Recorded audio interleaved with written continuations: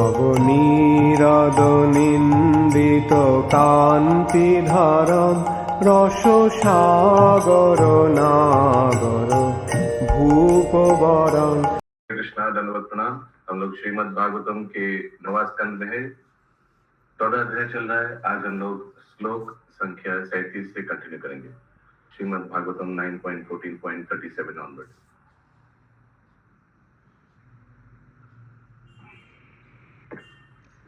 Yes, कौन पढ़ना चाहेंगे? हरे कृष्णा प्रभु जी। ओके, पढ़ना।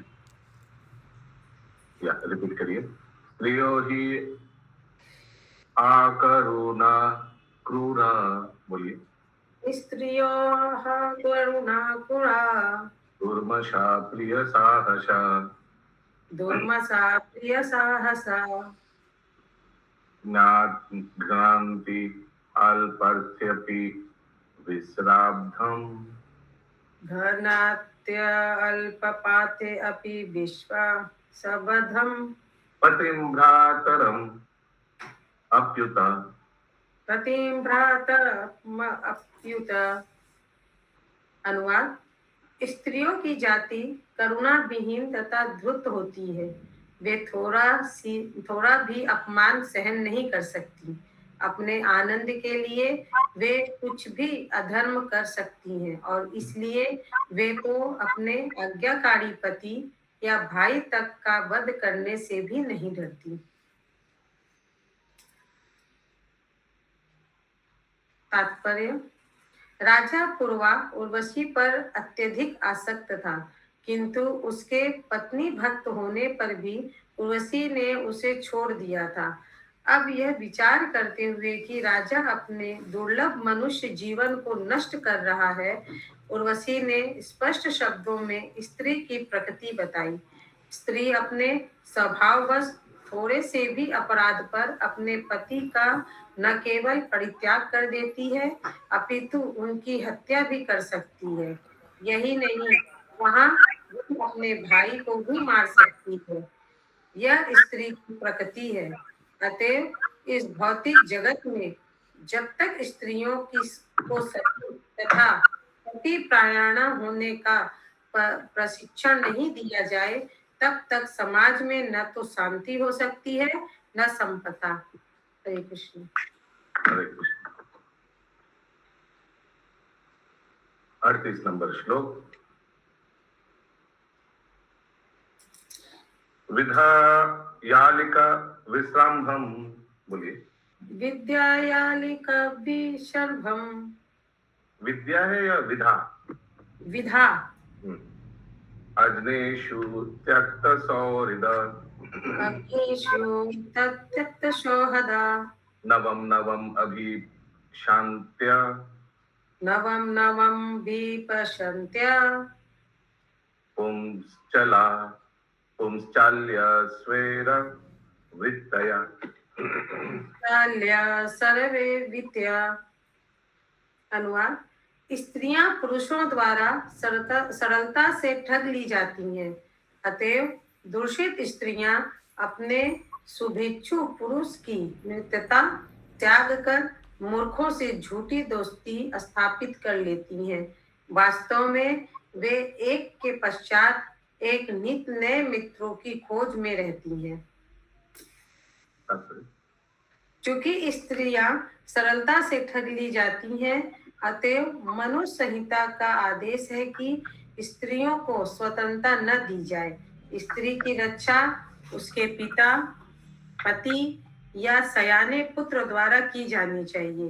यदि स्त्रियों को पुरुषों के साथ समान स्तर पर समझते हुए मिलने की छूट दे दी जाए, जैसे कि वे आजकल अधिकार प्रस्तुत करती हैं, तो वे अपने अस्तित्व को बनाए नहीं रख सकती। जैसा कि उर्वशी बयान करती है कि स्त्री का स्वभाव है पुरुष से झूठी मित्रता स्थापित करना और एक के पश्चात अन्य पुरुष सगी खोजते रहना, भले ही इस वजह से उसे अपने निष्ठावान शुभचिंतक पुरुष को छोड़ना ही क्यों न पड़े। हरे कृष्ण।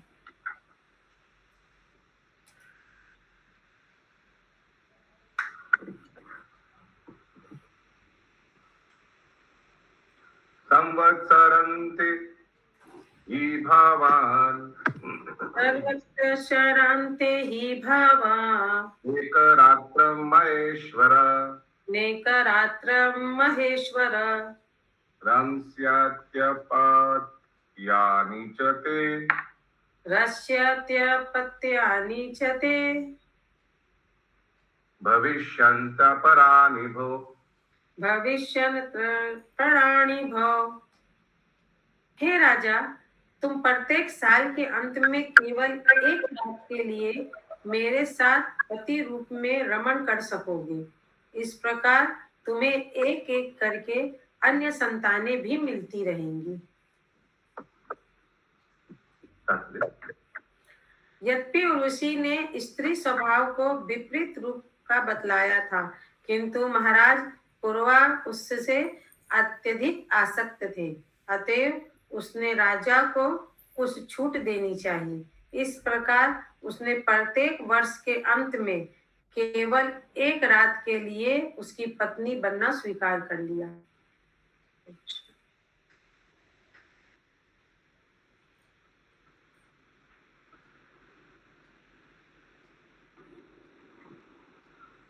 अंतर्वर्तिनीम् उपालक्ष्य अंतवर्तिनीमुपालक्ष्य देवीं स प्राययौ पुरीम् देवीं स प्रयारो पुनस्तत्र गतो अब्धन्ते पुनः सत्रत गतो अब्धान्ते उर्वशीं वीरमातरम् उर्वशी वीरमातरम।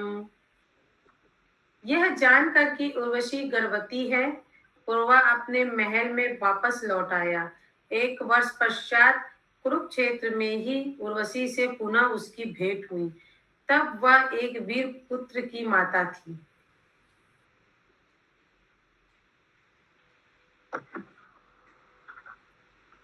उपालभ्य मुदा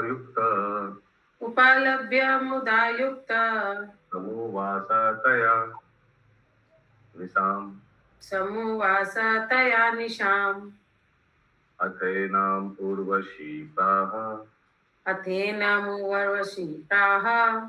कृपणां विरहातुरम। वर्ष के अंत में उर्वशी को फिर से पाकर राजा पूर्वा अत्यधिक हर्षित था और उसने एक रात उसके साथ संभोग में बिताई, किंतु उससे विलग होने के विचार से वह अत्यधिक दुखी था। इसलिए उर्वशी ने उससे इस प्रकार कहा।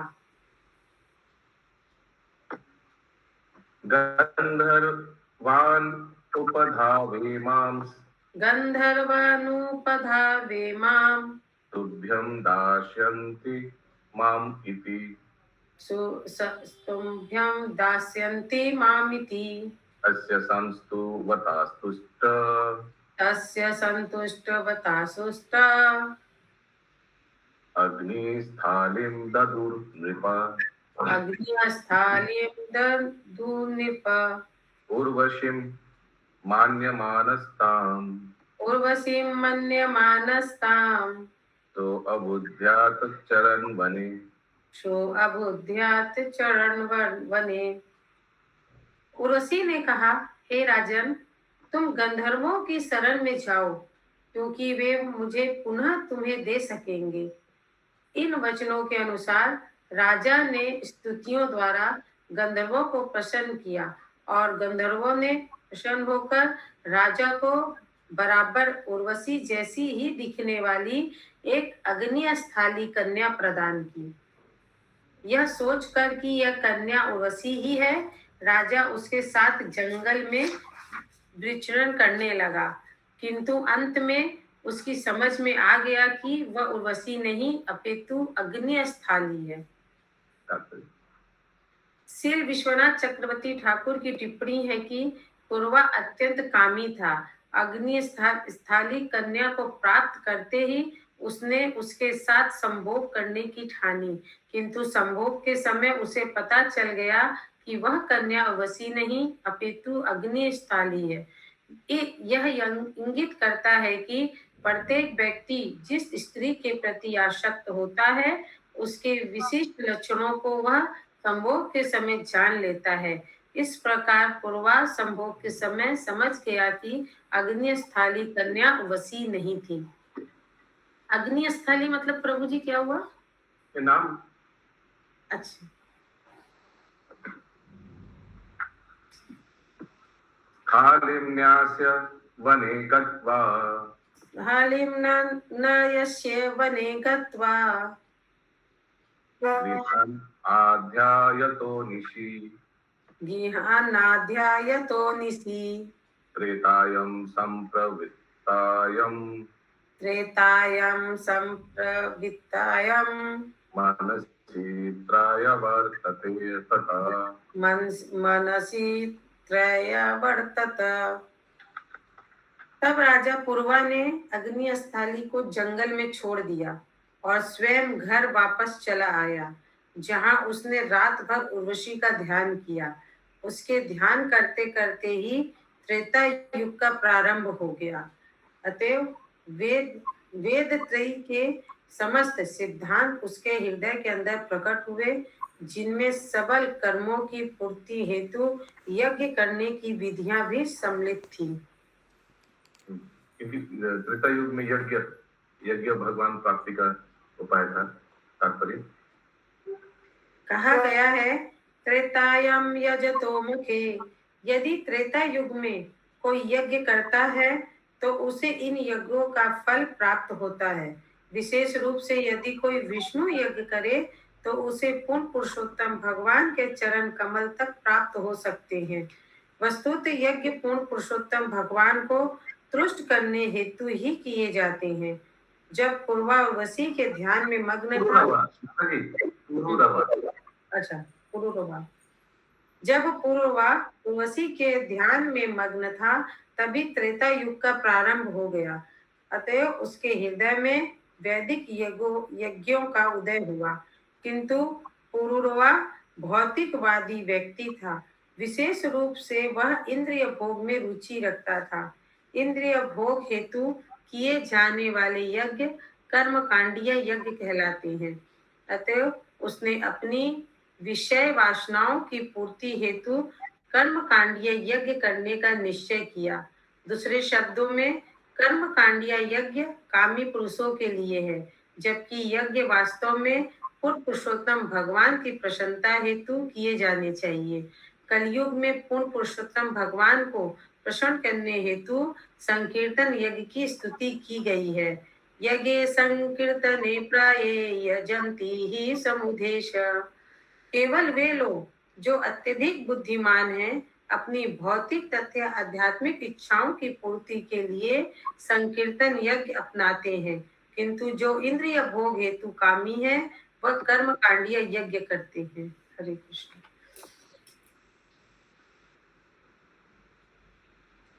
स्थानं गतो अस्वस्थं अस्थालीय स्थानं गतो अस्वस्थं सामि गर्भं विलक्ष्य समी गर्भ विलक्ष्य स तेन द्वे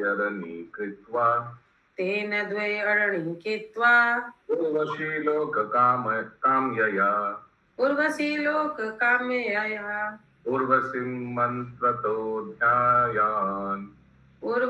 मन्त्रतो ध्यायान्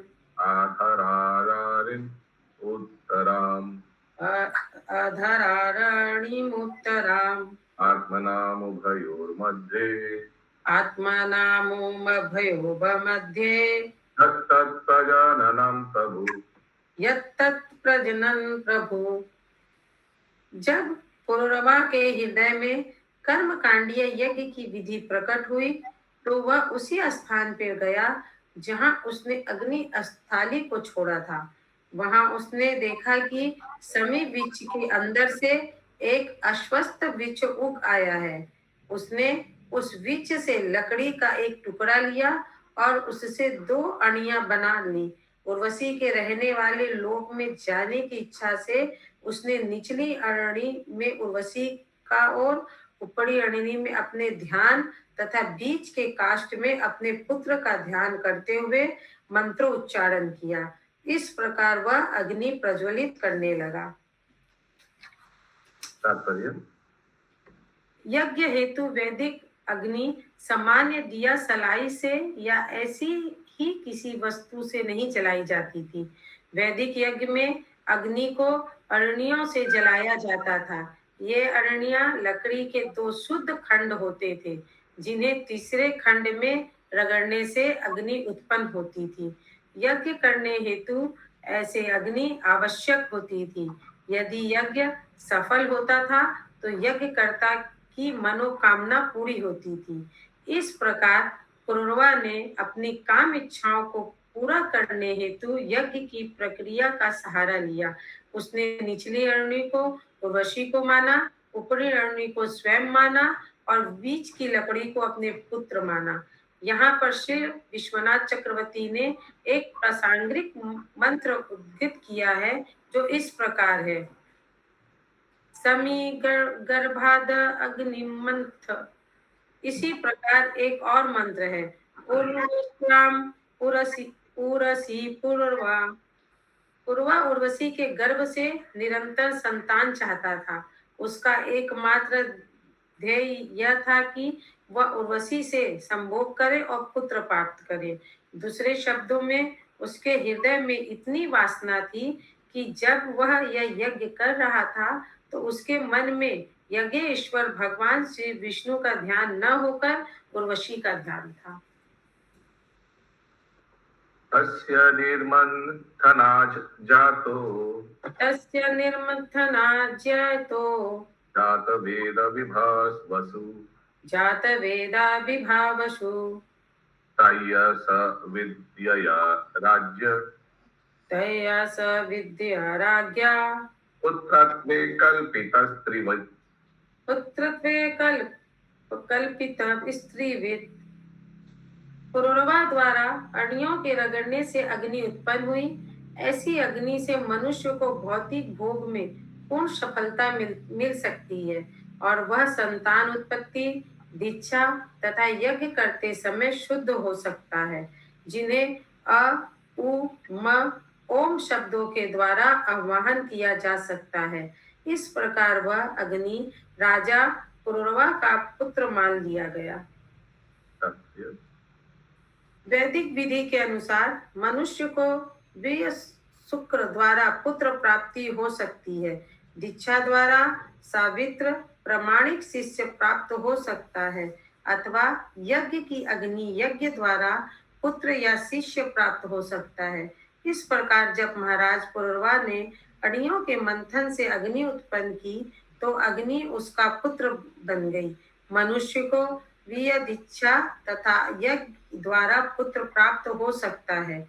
ओंकार या परम वैदिक मंत्र में 3 अक्षर अ उ म होते हैं, तो जो इन तीनों विधियों को आवाहन कर सकते हैं। अतएव निर्मथा नाजात शब्द बतलाते हैं कि अग्नियों के रगड़ने से पुत्र उत्पन्न हुआ। तेन याजत यज्ञेशाम तेना यजत यज्ञेशाम भागवन्तमदोक्षजम् भगवन्तमदोक्षजम् उर्वशी लोकमन्विच्छन् उर्वशी लोकमन्विच्छन् सर्वदेवमयं हरिम् सर्वदेवमयं हरिम्। उर्वशी के लोक जाने के इच्छुक पुरुरवा ने उस अग्नि के द्वारा एक यज्ञ किया, जिससे उसने यज्ञ फल के भोक्ता पूर्ण पुरुषोत्तम भगवान श्री हरि को तुष्ट किया। इस प्रकार उसने इंद्रियानुभूति से परे एवं समस्त देवताओं के स्रोत पूर्ण पुरुषोत्तम भगवान की पूजा की।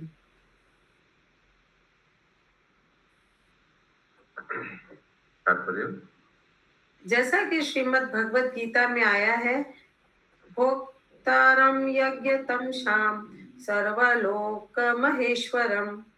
चाहे जिस लोक को भी जाने की इच्छा की जाए, वह यज्ञ के भोक्ता पूर्ण पुरुषोत्तम भगवान की संपत्ति है। यज्ञ का उद्देश्य पूर्ण पुरुषोत्तम भगवान को तुष्ट करना है। इस युग में, जैसा कि हमने कई बार बताया है, श्री भगवान को तुष्ट करने हेतु एकमात्र यज्ञ हरे कृष्ण महामंत्र का संकीर्तन करना है। श्री भगवान के तुष्ट होने पर भौतिक या आध्यात्मिक कोई भी इच्छा पूरी की जा सकती है। श्रीमद् भगवद गीता 3.14 का भी यह कथन है, यज्ञादभ्यो भवति प्रज्ञया। भगवान श्री विष्णु को यज्ञ अर्पित करने से पर्याप्त वर्षा होती है।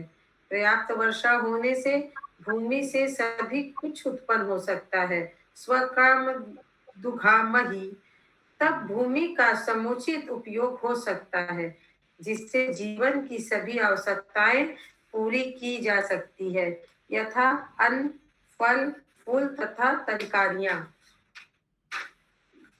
भौतिक संपत्ति की समस्त वस्तुएं भूमि से उत्पन्न होती है, अतएव उसे स्वकाम दुघामयी श्रीमद् भागवतम 1.10.4 कहा गया है। यज्ञ संपन्न करने से सब कुछ संभव है। अतएव यद्यपि पूर्वा कुछ भौतिक वस्तु चाहता था, पर उसने वास्तव में पूर्व पुरुषोत्तम भगवान की प्रसन्नता हेतु यज्ञ संपन्न किया। श्री भगवान अदोच्छज है, वे पूर्वा तथा अन्य सबकी अनुभूति से परे हैं। फलस्वरूप जीव को अपनी इच्छा पूर्ति हेतु कोई न कोई यज्ञ करना ही होता है।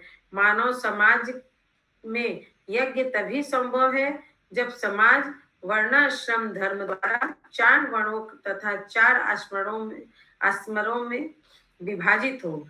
ऐसे विधान के बिना कोई यज्ञ नहीं कर सकता, और यज्ञ संपन्न किए बिना चाहे कितनी योजनाएं क्यों न बनाई जाए, मानव समाज कभी सुखी नहीं हो सकता। अतएव प्रत्येक व्यक्ति को यज्ञ संपन्न करने हेतु उत्साहित किए जाना चाहिए। इस कलयुग में जिस यज्ञ की स्तुति की जाती है वह संकीर्तन यज्ञ है, जो हरे कृष्ण महामंत्र का व्यक्तिगत या सामूहिक कीर्तन है। इससे मानव समाज की समस्त आवश्यकताएं पूरी हो सकेंगी।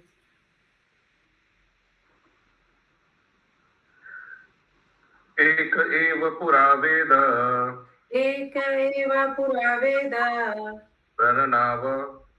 प्रणवा सर्ववान् मया, प्रणवाव सर्वाण्डमया, देवो नारायणो नन्या, देवो नारायणो नान्या, एकग्निर्वर्ण एव च, एको अग्निवर्ण एव च।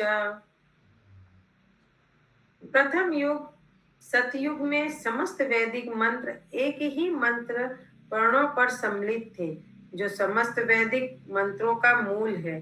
दूसरे शब्दों में अर्थ वेद ही समस्त वैदिक ज्ञान का स्रोत है। पूर्व पुरुषोत्तम भगवान नारायण ही एकमात्र आराध्य थे। अन्य देवताओं की पूजा की स्तुति नहीं की जाती थी। अग्नि केवल एक थी और मानव समाज में केवल एक वर्ण था, जो हंस कहलाता था। एक second. Fire was the only order of life in human society was known as Hamsa. तात्पर्य, सतयुग में 4 वेद नहीं, अपितु केवल एक वेद था। अंत में कलयुग शुरू होने के पूर्व यही एक वेद, अर्थवेद, यहाँ उसे कुछ लोग यजुर्वेद कहते हैं। अथर्ववेद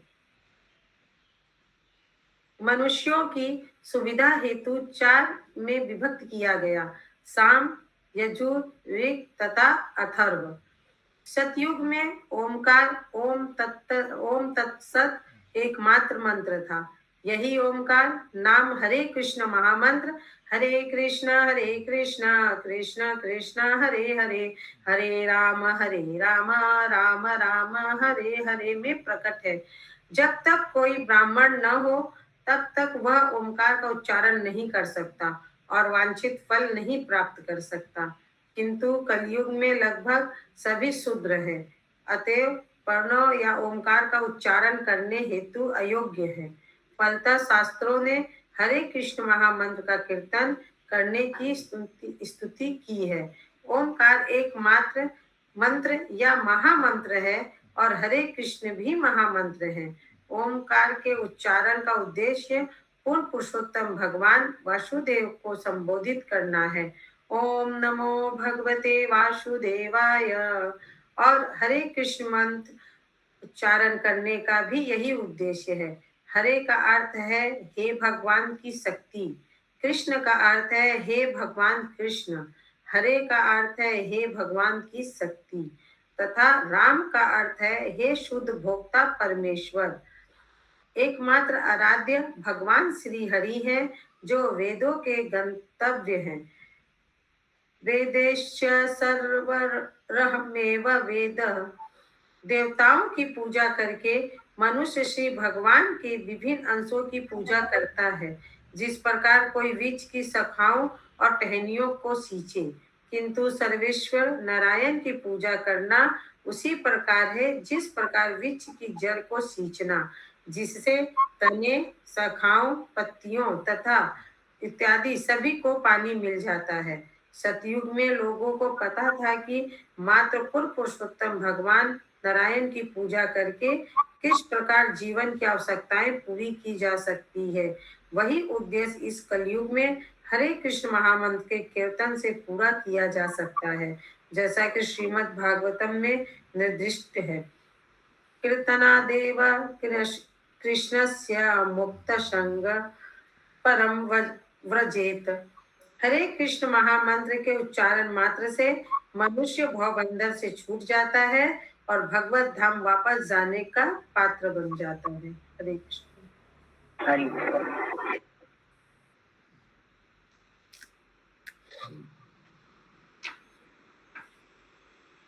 पुरवास एवासेत् पूर्ववश एवासीत् त्रेतमुखे नृप दैत्रेता मुखे निप।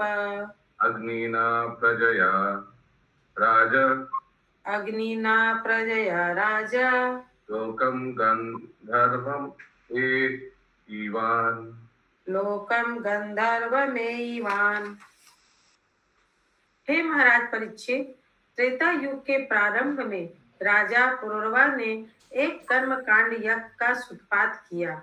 इस प्रकार याज्ञिक अग्नि को पुत्र मानने वाला पुरुरवा इच्छा अनुसार गंधर्व लोक जाने में समर्थ हुआ। तात्पर्य। सतयुग में नारायण की पूजा ध्यान द्वारा की जाती थी। कृते यद ध्यायतो विष्णु। निसंदेह प्रत्येक व्यक्ति सदैव भगवान श्री विष्णु या नारायण का ध्यान करता था और इस ध्यान से उसे प्रत्येक सफलता मिलती थी। अगले युग त्रेता युग में यज्ञ का प्रारंभ हुआ, इसलिए इस श्लोक में तई त्रेता मुखे आया है। कर्म कांड वास्तव में साकाम कर्म कहलाते हैं।